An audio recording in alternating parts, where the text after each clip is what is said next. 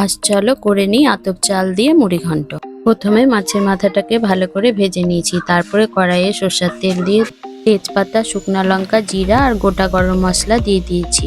আতপ চালটা ভালো করে ধুয়ে দিয়ে দিয়েছি, তাতে লবণ হলুদ দিয়ে ভালো করে একটু ভেজে নিয়েছি। তারপরে আদা আর জিরা পেস্ট করে দিয়েছি, 1 চামচ শুকনো লঙ্কার গুঁড়ো দিয়ে দিয়েছি, ভালো করে সব মিশিয়ে নিয়ে আবার একটু ভেজে নিয়েছি। তারপরে মাছের মাথাটা দিয়ে দিয়েছি, তারপরে খুন্তি দিয়ে মাছের মাথাটা ভালো করে ভেঙে দিয়ে চালের সাথে মিশিয়ে দিতে হবে।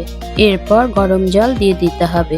আমি 1 বাটি চাল নিয়েছি, 2 বাটি গরম জল দিয়ে দিলাম। এবার 2 চামচ চিনি দিয়ে দিলাম, দিয়ে ভালো করে মিশিয়ে 10 মিনিটের জন্য ঢেকে রেখে দিলাম। 10 মিনিট পর জল সব শুকিয়ে গেছে আর চালটাও সিদ্ধ হয়ে গেছে, ভালো করে মিশিয়ে নিতে হবে। তারপর উপর থেকে গরম মশলা দিয়ে ভালো করে নেড়ে চেড়ে মিশিয়ে নিতে হবে।